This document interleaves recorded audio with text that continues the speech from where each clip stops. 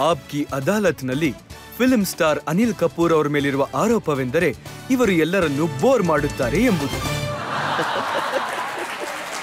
ನಿಮ್ಮ ಎಲ್ಲಾ ಗೆಳೆಯರು ನನ್ಗೇನು ಹೇಳ್ತಾರೆ ಅಂತಂದ್ರೆ ಇವನು ತುಂಬಾನೇ ತಲೆ ತಿಂತಾನೆ ಮತ್ತೆ ತಮ್ಮನ್ನ ತಾವು ಎಷ್ಟು ಸೀರಿಯಸ್ ಆಗಿ ತಗೋತಾರೆ ಅಂತಂದ್ರೆ ಪಾರ್ಟಿ ಮಾಡೋಣ ಅಂತ ಜನಗಳನ್ನ ಮನೆ ಕರೀತಾರೆ, ಆದ್ರೆ ಖುದ್ದು ಬ್ಯೂಟಿ ಸ್ಲಿಪ್ಗೆ ಅಂತ ಹೋಗಿ ಮಲಗಿ ಬಿಡ್ತಾರೆ. ಇಲ್ಲ ಇವನು ಏನಂದ್ರೆ ರಜತ್ ಸಾಬ್, ಅದು ನನ್ಗೇನನ್ಸುತ್ತೆ, ನಾನು ಎಷ್ಟು ಅದೃಷ್ಟವಂತ ಅಂದ್ರೆ ನನ್ನ ಹುಟ್ಟು ಹಿಂದೂಸ್ತಾನದಲ್ಲಾಯ್ತು.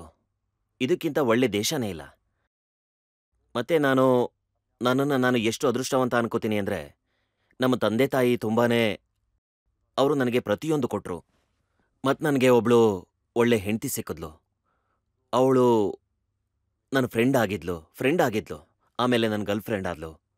ಮತ್ತೆ ಇವತ್ತು ನನ್ನ ಹೆಂಡತಿ ಅವಳು ಮತ್ತೆ 3 ಮಕ್ಕಳ ತಾಯಿ. ಮತ್ತೆ ನಾವುಗಳ ಜೊತೆಗೆ ಇದ್ದೀವಿ 43 ಇಯರ್ಸ್.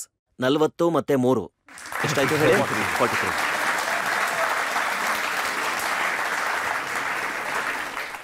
ಸೊ ಆಬ್ವಿಯಸ್ಲಿ ಜನ ಹೇಳ್ತಾರೆ ಅಲ್ವಾ, 43 ಒಂದು ಹೇಳ್ತಾರಲ್ಲ 40 ವರ್ಷಕ್ಕಿಂತ ಜಾಸ್ತಿ ಆಗೋಯ್ತು ಮತ್ತೆ ಒಂದೇ ಹುಡುಗಿ ಜೊತೆ ಇದ್ದಾನೆ ಅಂದ್ರೆ ತುಂಬಾ ಬೋರಿಂಗ್ ವ್ಯಕ್ತಿ ಅಂತ. ಫಿಲ್ಮ್ ಇಂಡಸ್ಟ್ರಿಲಿ ಇಂಥ ಜನಗಳಿಗೆ ಬೋರಿಂಗ್ ಅಂತಾರೆ.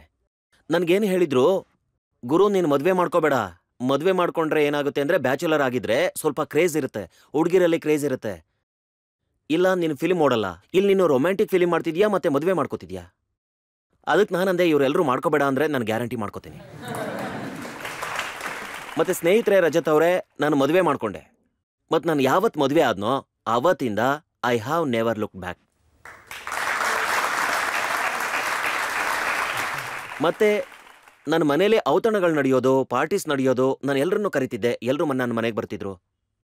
ಅವರಲ್ಲಿ ಒಂದಷ್ಟು ಕಲಾವಿದರು ಇರ್ತಿದ್ರು, ಅವರು ಬರ್ತಿದ್ರು, ನನ್ನ ಸ್ನೇಹಿತರು, ಒಂದಷ್ಟು ಜನ ರೈಟರ್ಸು, ಡೈರೆಕ್ಟರ್ಸ್ ಇದ್ರು.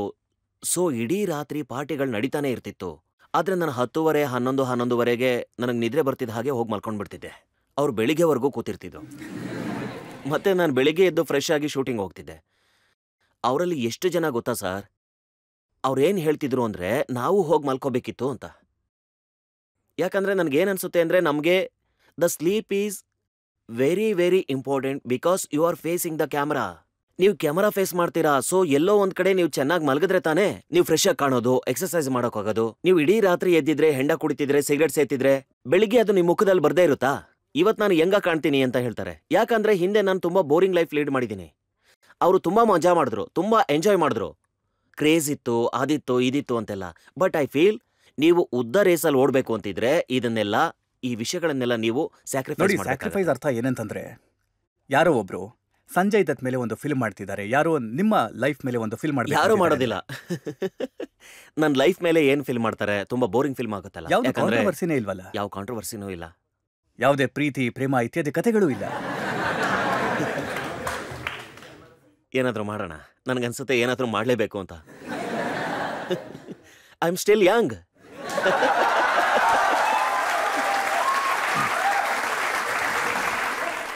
ಈಗ ಜಾಕಿ ಶ್ರಾಫ್ ಏನ್ ಹೇಳ್ತಾರೆ ಅಂತಂದ್ರೆ, ನೀವು ನಿಮ್ಮ ಕೆಲಸನ ಎಷ್ಟು ಸೀರಿಯಸ್ ಆಗಿ ತಗೋತೀರಾ ಅಂತಂದ್ರೆ, ಒಂದ್ ವೇಳೆ ಫೈಟ್ ಸೀನ್ ಏನಾದ್ರೂ ಇತ್ತು ಅಂದ್ರೆ, ಮತ್ತೆ ಅವರು ತುಂಬಾ ಸಿನಿಮಾಗಳಲ್ಲಿ ನಿಮ್ಮ ಅಣ್ಣನ ಪಾತ್ರ ಮಾಡ್ಬೇಕಾಗಿ ಬಂತು, ಮತ್ತೆ ನೀವು ನಿಮ್ಮ ಅಣ್ಣನ್ಗೆ ಹೊಡೆಯೋ ಸೀನ್ಸ್ ಇದೆ, ಅವ್ರು ಹೇಳ್ತಾರೆ ಇವ್ನು ನಿಜವಾಗ್ಲೂ ಹೊಡಿತಾನೆ.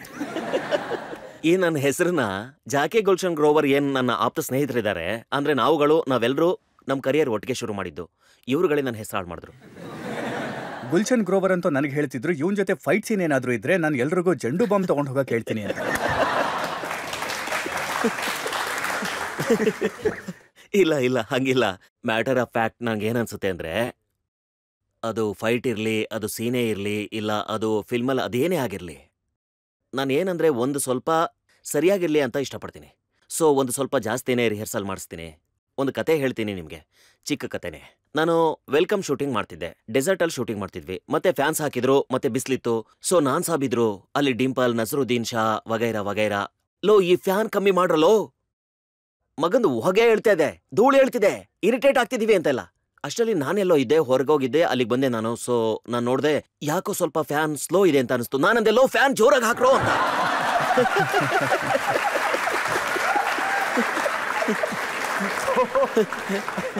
ನಜೀರ್, ನಾನಾ ಮತ್ತೆ ಡಿಂಪಲ್ ಎಲ್ರು ನನಗೊಂದು ಡರ್ಟಿ ಲುಕ್ ಕೊಟ್ರು. ಮತ್ತೆ ಅನಿಸಾಬ್ ನಗೋದಿಕ್ ಶುರು ಮಾಡ್ಬಿಟ್ರು. ಇಲ್ಲಿ ಎಲ್ರು ಉರ್ಕೊಂಡಿದ್ದಾರೆ. ಇವ್ ನೋಡಿದ್ರೆ ಹಾಕ್ರಯ್ಯ, ಏನಾದ್ರು ಮಾಡ್ರಯ್ಯ. ನನ್ನ ಕಣ್ಣಲ್ಲಿ ಇನ್ನೂ ಒಂದು 25 ರಿಫ್ಲೆಕ್ಷನ್ಸ್ ಹಾಕ್ರಯ್ಯ. Let me look good. ನೋಡಿ, ಲೈಟ್ ಹಾಕೋದು, ಫ್ಯಾನ್ ಚಲಾಯಿಸೋದೆಲ್ಲ ಸರಿನೇ. ಜಾಕಿ ಶ್ರಾಫ್ ಹೇಳ್ತಿದ್ರು, ಕಪಾಳಕ್ಕೆ ಹೊಡೆಯೋ ಒಂದು ಸೀನ್ ಇತ್ತು, ನೀವು 32 ಸಲ ಹೊಡೆದಿದ್ರೆ ಅವ್ರ ಮುಖ ಊದ್ಕೊಂಡಿತ್ತಂತೆ. ಅಲ್ಲಲ್ಲ, ಅವ್ನು ನನಗೆ ಹೊಡೆದಿದ್ದು, ಜಾಕಿನೇ ಹೊಡೆದಿದ್ದು.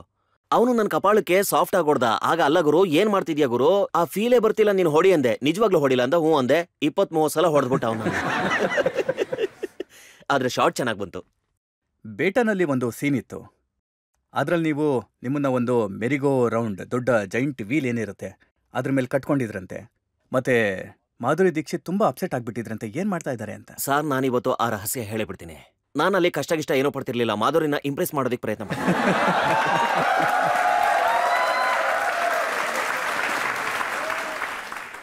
ಆಗಿನ್ನೂ ಮಾಧುರಿಗೆ ಮದುವೆ ಆಗಿರ್ಲಿಲ್ಲ. ನೀವು ಇಂಪ್ರೆಸ್ ಮಾಡೋ ಪ್ರಯತ್ನ ಮಾಡಿದ್ರಿ. ಅವ್ರ ಜೊತೆ ತುಂಬಾನೇ ಸಿನಿಮಾಗಳನ್ನು ಮಾಡಿದ್ರಿ. 1-2 ಫಿಲ್ಮ್ಗಳಲ್ಲಿ ತುಂಬಾ ಇಂಟಿಮೇಟ್ ಸೀನು ಇದೆ.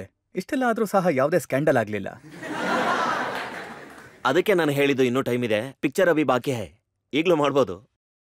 ನೀವು ಮಾಡಿದ ಸಿನಿಮಾಗಳು ಅಂಥದ್ದೇ ಇತ್ತು. ಫಿಲ್ಮಲ್ಲಂತೂ ಇಬ್ರಿಬ್ರು ಹೀರೋಯಿನ್ಗಳಿಗೆ ಹಸ್ಬೆಂಡ್ ಆಗಿದ್ರಿ. ಆದ್ರೆ ನಿಜ ಜೀವನದಲ್ಲಿ ಏನೂ ಮಾಡಲಿಲ್ಲ. ಇಲ್ಲ, ನಿಜ ಜೀವನದಲ್ಲಿ ಏನು ಹೇಳೋದು, ತುಂಬ ಹೆದರ್ತೀನಿ ನಾನು, ನಡಕ್ತೀನಿ. ನೋ ಎಂಟ್ರಿಲಿ ನಂದೊಂದು ಡೈಲಾಗ್ ಇತ್ತು, ತುಂಬ ಫೇಮಸ್ ಆಗೋಯ್ತು. ನಾನು ನನ್ನ ಮನೇಲಿ ನಾನು ಗಾಬರಿ ತಿರುಗ್ತೀನಿ. ತುಂಬ ಫೇಮಸ್ ಆಯಿತು. ಸೊ ನಾನು ಅದು ಆ್ಯಕ್ಚುಲಿ ನಾನು ಆ್ಯಕ್ಟ್ ಮಾಡ್ತಿರ್ಲಿಲ್ಲ, ನನ್ನ ರಿಯಲ್ ಲೈಫ್ ಸ್ಟೋರಿ ಅದು. ನನ್ನ ಮನೇಲೆ ನಾನು ತುಂಬ ಗಾಬರಿಯಾಗಿ ತಿರುಗ್ತೀನಿ. ಮತ್ತೆ ಈ ಘರ್ವಾಲಿ ಬಾಹರ್ವಾಲಿ ಸೀನ್ಸ್ ಏನಿತ್ತು, ಅದರಲ್ಲೂ ಏನಾದರೂ ನಿಜಾಂಶ ಆಯ್ತಾ? ರಜತ್ ಸಾಬ್, ಇವತ್ತು ನನ್ನ ಕಥೆ ಮುಗಿಸ್ಬಿಡ್ತೀರ ನೀವು. ಅದು ನಿಜ ಆಗಿರ್ಬೇಕಿತ್ತು.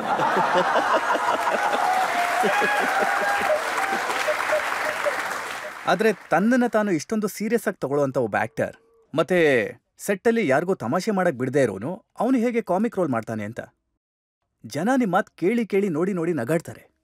ಬಿಕಾಸ್ ನನಗೆ ರಜತ್ ಸಾಬ್ ಏನು ಅನ್ಸುತ್ತೆ ಅಂದರೆ, ಈ ಕಾಮಿಡಿ ಏನಿದೆಯಲ್ಲ, it's the very serious business. ಅಂದರೆ ಮಿಸ್ಟರ್ ಇಂಡಿಯಾ, ಚಮೇಲಿ ಕಿ ಶಾದಿ, ನೋ ಎಂಟ್ರಿ, ವೆಲ್ಕಮ್ ಮತ್, ಈಗ ಮುಬಾರಕ ಬಂದಿದೆ. ಜನ ಅನ್ಕೊಂಡಿದ್ದಾರೆ ಇದು ಕಾಮಿಡಿ, ಇದು ಎಂಟರ್ಟೈನರ್. ಸೊ ಇವ್ರು ಆರಾಮಾಗಿ ಸೆಟ್ಗೆ ಹೋಗ್ತಾರೆ, ಮತ್ತೆ ಫಿಲ್ಮ್ ನೋಡ್ತಾರೆ, ಮತ್ತೆ ನೀವೆಲ್ಲರೂ ನಕ್ಬಿಟ್ರಿ. ಅದಕ್ಕೋಸ್ಕರ it's a very serious business. ಅನಿಸಾಬ್ ಏನಿದ್ದಾರೆ ನಮ್ಮ ಡೈರೆಕ್ಟ್ರು, ಅವರು ಇದನ್ನೇ ಹೇಳ್ತಾರೆ, ನಾನು ತುಂಬಾ ಕೆಟ್ಟ ಮೂಡಲ್ಲಿ ಇರ್ತೀನಲ್ಲ, ಆಗ ಒಳ್ಳೆ ಕಾಮಿಡಿ ಸೀನ್ ಬರಿತೀನಿ ಅಂತ. So on the set it's very serious atmosphere. ಯಾಕೆ ಅಂದ್ರೆ ಇಟ್ಸ್ ಅ ಸೀರಿಯಸ್ ಬಿಸ್ನೆಸ್. ಅದರಲ್ಲಿ ತುಂಬಾನೇ ಕಷ್ಟಪಡ್ಬೇಕಾಗಿ ಬರುತ್ತೆ. ನೀವು ರೊಮ್ಯಾಂಟಿಕ್ ಫಿಲ್ಮ್ ಯಾರ ಜೊತೆ ಬೇಕಾದ್ರೂ ಮಾಡ್ಬೋದು, ನೀವು ಡ್ರಾಮ್ಯಾಟಿಕ್ ಸೀನ್ಸ್ನ ಯಾರ ಜೊತೆ ಬೇಕಾದ್ರೂ ಮಾಡ್ಬೋದು, ಡ್ರಾಮಾ, ಆಕ್ಷನ್ ಮಾಡ್ಬೋದು, ಪ್ರತಿಯೊಂದು ಮಾಡ್ಬೋದು. ಲೋ ಅಂಗಲ್ ಇಟ್ಬಿಟ್ರಿ, ಲೈಟ್ ಅಂಡ್ ಶೇಡ್ ಮಾಡ್ಬಿಟ್ರಿ, ಕೆಂಪ್ ಲೈಟು, ಹಳದಿ ಲೈಟು, ಒಳ್ಳೆ ಬಟ್ಟೆ ಹಾಕೊಂಡ್ರಿ, ಸ್ವಿಟ್ಜರ್ಲ್ಯಾಂಡ್ ಅಲ್ಲಿ ಹೋಗಿ ಶೂಟಿಂಗ್ ಮಾಡ್ಬಿಟ್ರಿ, ನ್ಯೂಯಾರ್ಕ್ ಅಲ್ಲಿ ಶೂಟಿಂಗ್ ಮಾಡಿದ್ರಿ, ಹಾಡ್ ಕೇಳಿಸ್ತಿದೆ, ಸ್ಲೋ ಮೋಷನ್ಸ್ ನಲ್ಲಿ ಹೀಗೆ ಹೋಗ್ತಾ ಇದ್ದೀರಾ. ಓಹೋ, ನನ್ನ ಮಗಂದ್ ಏನ್ ಕಾಣಿಸ್ತಾನಮ್ಮ, ಏನ್ ಆಕ್ಟಿಂಗ್ ಮಾಡ್ತಾನೆ. ಕಾಮಿಡಿಲಿ ಇದು ಯಾವುದು ಕೆಲ್ಸಕ್ಕೆ ಬರಲ್ಲ. ಕಾಮಿಡಿಲಿ ನೀವು ಕಷ್ಟಪಡ್ಬೇಕಾಗತ್ತೆ. ಮತ್ತೆ ಒಂದೋ ನಿಮ್ಗೆ ಕಾಮಿಡಿ ಬರುತ್ತೆ, ಇಲ್ಲ ಬರಲ್ಲ ಅಷ್ಟೇ. ಆದ್ರೆ ನೀವು ನಾನಾ ಪಾಟೇಕರ್, ಯಾರು ಪ್ರತಿ ಫಿಲ್ಮಲ್ಲೂ ಕೋಪಿಷ್ಟ ಆಗಿರ್ತಾರೋ ಅವ್ರ ಜೊತೆನೂ ಕಾಮಿಡಿ ಮಾಡ್ಬಿಟ್ರಿ. ಈ ಫಿಲಿಮ್ ಏನಿದೆ, ವೆಲ್ಕಮ್, ಉದಯ್ ಬಾಯ್ ಮತ್ತೆ ಮಜ್ನುಬಾಯ್ದು, ಎಷ್ಟು ಯಶಸ್ವಿ ಆಯ್ತು ಅಂದರೆ, ಮೊದಲನೇ ಫಿಲ್ಮು ಯಶಸ್ವಿ ಆಯ್ತು, ಎರಡನೇ ಫಿಲ್ಮು ಯಶಸ್ವಿ ಆಯ್ತು. ಕಾಮಿಡಿಲಿ ಬರವಣಿಗೆ ತುಂಬಾ ಮುಖ್ಯ, ಸಿಚುವೇಶನ್ ಕಾಮಿಡಿ.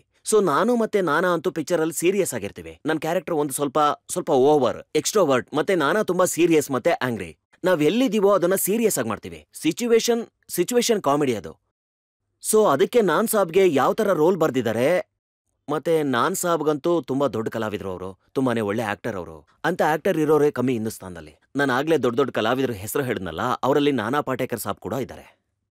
ಸೊ ಅವ್ರ ಜೊತೆ ಕೆಲಸ ಮಾಡೋದು ಅಂದ್ರೆ ಅವರು ಸೀರಿಯಸ್. ಮತ್ತೆ ಅನೀಸ್ ಸಾಬ್ ಯಾವ ತರ ಆ ಫಿಲಿಂ ಬರ್ದಿದ್ದಾರೆ ಅಂದ್ರೆ ವೆಲ್ಕಮ್. ಸೊ ನಾವಂತೂ ಎಲ್ಲರೂ ಸೀರಿಯಸ್ ಆಗೇ ಮಾಡ್ತೀವಿ, ಅದಕ್ಕೆ ಕಾಮಿಡಿ ಹಾಗೆ ಬರುತ್ತೆ. मजनू भाई, जब भी मैं बड़ा छुपाता हूँ मैं गन नहीं उठाता. कंट्रोल उदय, कंट्रोल. ಜನತೆಯಿಂದ ಯಾರಾದರೂ ಪ್ರಶ್ನೆ ಕೇಳೋರಿದ್ರೆ ಕೇಳ್ಬೋದು.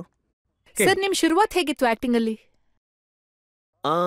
ನಾನು ಬಿಗಿನಿಂಗ್, ನೀವು ಯೌವನದ ಬಗ್ಗೆ ಕೇಳ್ತಿದ್ದೀರಾ, ಬಾಲ್ಯದ ಬಗ್ಗೆ ಕೇಳ್ತಿದ್ದೀರಾ, ವಯಸ್ಸಾದ್ಮೇಲೆ ಕೇಳ್ತಿದ್ದೀರಾ? ಯಾವಾಗ ಚಿಕ್ಕ ವಯಸ್ಸಲ್ಲೇ.